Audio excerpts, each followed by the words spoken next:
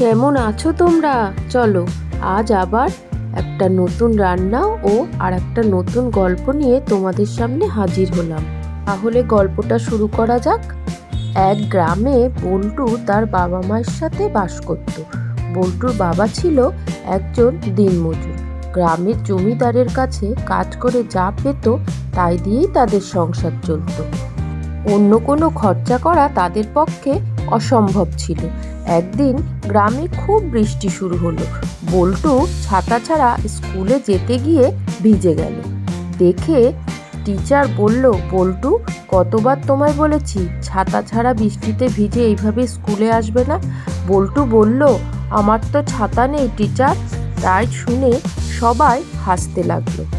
Teacher তখন বল্টুকে বলল, তুমি বাড়ি ফিরে যাও, কাল আবার আসবে। বল্টু তখন বাড়ি ফিরে গেল। দ্বিতীয় দিন বল্টু ভাবল বৃষ্টি পড়ার আগেই সে স্কুলে পৌঁছে যাবে।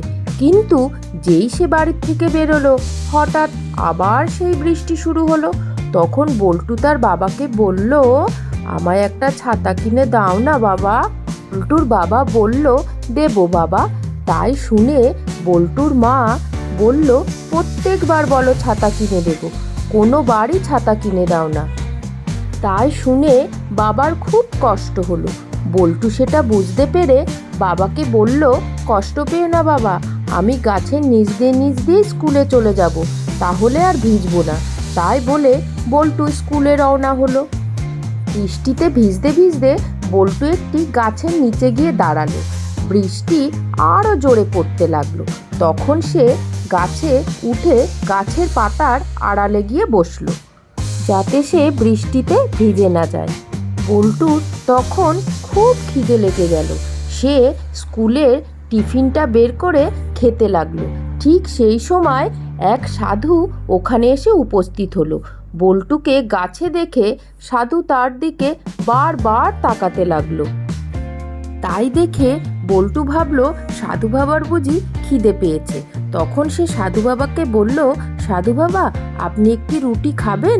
সাধু বাবা বলল, হ্যাঁ খাবো। তখন বল্টু সাধু বাবাকে দুটো রুটি দিল। সাধু তখন বল্টুকে বলল, তুমি গাছের ডালে কেন বসে আছো? বল্টু তার উত্তরে বলল, বৃষ্টির থেকে বাঁচার জন্যে। তাই শুনে সাধু বলল, তোমার ছাতা নেই? বল্টু বলল, না। তখন বল্টুকে সাধু একটি ছাতা দিল এবং সাধু ওখান থেকে চলে গেল। তারপর বল্টু গাছ থেকে নেমে ছাতা মাথায় দিয়ে স্কুলে গেল। টিচার তাকে দেখে বলল, ছাতা থাকতেও তুমি এত দেরি করে স্কুলে এসেছো কেন? প্রতিদিনের মতো স্কুল শেষ হবার পর সবাই মিলে বাড়ির দিকে রওনা হলো। তখন হঠাৎ বৃষ্টি শুরু হলো। যে যার ছাতা খুলে মাথায় দিল। বল্টুও তার নিজের ছাতাটি খুলে মাথায় দিল। এর মধ্যে 2-3 জনের কাছে ছাতা ছিল না। তাই দেখে বল্টু বলল, তোমরা আমার ছাতার নিচে চলে এসো। তাই শুনে ওরা বল্টুর ছাতার তলে চলে এলো। অমনি ছাতাটা একটু বড় হয়ে গেল। এমন সময় জোরে বাতাস দিল। সবার ছাতা উল্টে মাটিতে পড়ে গেল, শুধুমাত্র বল্টুর ছাতাটি বাদে। তাই দেখে বল্টু সবাইকে বলল, তোমরা আমার ছাতার তলে আসো।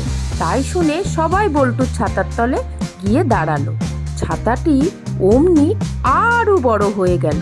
তাই দেখে সবাই তো অবাক হয়ে গেল।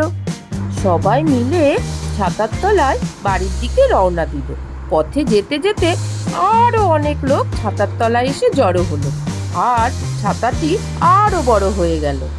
তাই দেখে মনে হলো বল্টু যেন বল্টু নয়, সে যেন কৃষ্ণ ভগবান গোবর্ধন পর্বত তুলে সবাইকে একসাথে নিয়ে হাঁটছে। খবরটা শুনে গ্রামের জমিদার বল্টুর বাবার কাছে এসে বলল, তোমার ছেলের কাছে নাকি এমন এক ছাতা আছে যা দিয়ে সে সব গ্রামের মানুষকে বৃষ্টির হাত থেকে বাঁচাতে পারে। বল্টুর বাবা শুনে অবাক হয়ে গেল। বল্টুর বাবা জমিদারের কাছে ছাতাটা দিয়ে বলল, আপনি নিজেই দেখুন, এই যে সেই ছাতা। এমন সময় জোরে বৃষ্টি নামলো। জমিদার বাবু তাড়াতাড়ি ছাতাটা খুলল। তৎক্ষণাৎ আরও 2 জন এসে ওই ছাতার তলে হাজির হলো। অমনি ছাতাটা বড় হয়ে গেল। জমিদার বাবু বল্টুকে বলল, তুমি এই ছাতাটায় কোথায় পেয়েছো? বল্টু তখন সব কথা তাদেরকে বলল। জমিদার বললেন, ও তাই এতে জাদু শক্তি আছে। জমিদার বললেন, এই ছাতা দিয়ে আমরা সবাই সারা বছরের জল সঞ্চয় করে রাখতে পারি। সবাই বলল, কিভাবে? জমিদার বলল, বৃষ্টির সময় ছাতাটা খুলে বল্টু নদী আর খালের মাঝখানে যে রাস্তাটা আছে সেখানে দাঁড়াবে এবং গ্রামের সব মানুষ এসে ওই ছাতার তলায় দাঁড়াবে। তৎক্ষণাৎ ছাতাটা বড় হয়ে নদী ও খাল পর্যন্ত পৌঁছে যাবে।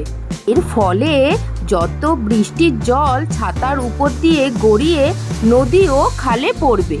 সারা বছরের জলের সমস্যা এইভাবেই মিটবে আর গ্রামের মানুষরা বৃষ্টির হাতের থেকেও বাঁচবে। আর এই ঘটনা রোজ ঘটতো।